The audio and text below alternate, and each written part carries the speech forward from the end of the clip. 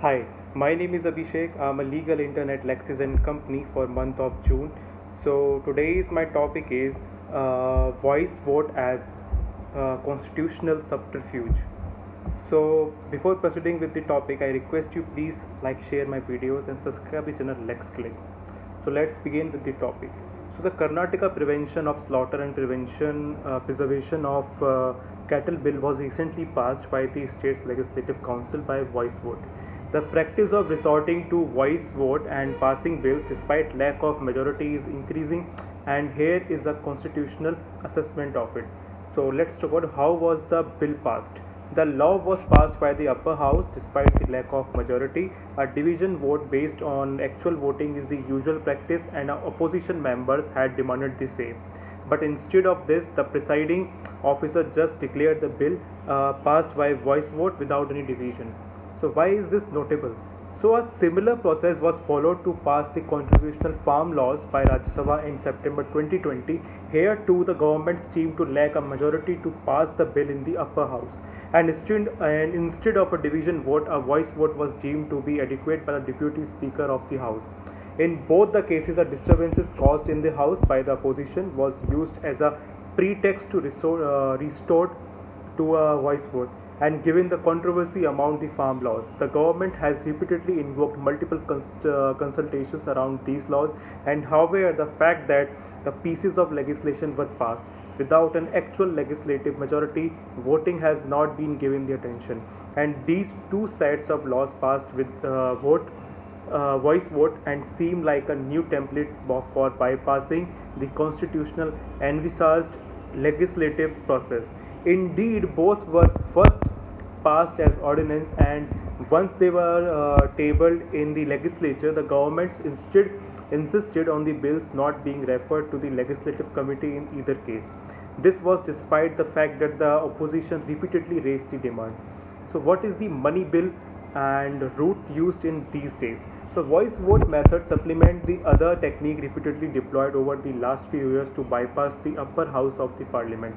It is money bill route which is increasingly used in instances even where the laws concerned would not easily fit within that definition. Most notoriously, the Aadhaar bill was passed in this manner. The other controversial laws passed in the same manner include law pertaining to electoral bond, retrospective validation of foreign political contribution, the overhaul of the legal regime relating to tribunals.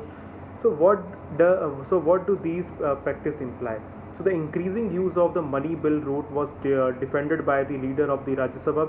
He condemned the repeated questioning by the indirectly elected Rajya Sabha of the wisdom of the directly elected Lok Sabha. Underlying this common sentiment is a tendency to devalue the bicameralism itself.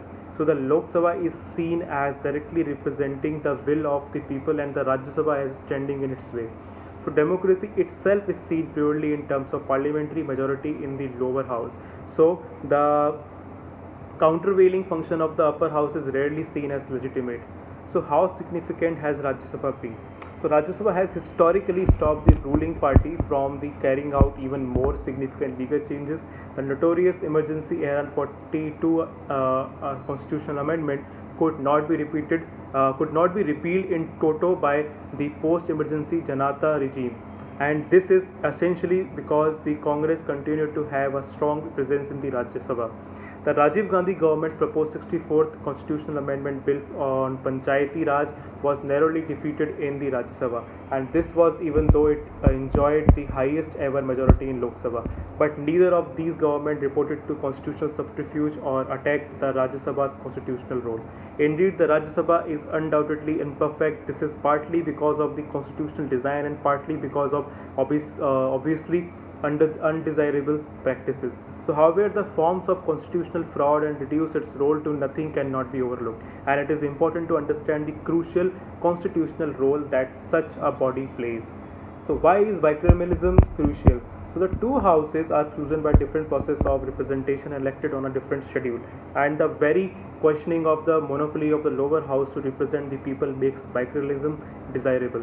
In India, the Rajya Sabha membership is determined by elections to state assemblies.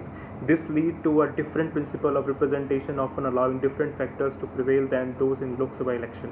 The second chamber performance of a review role becomes particularly important, and this offered the opportunity for a second legislative scrutiny.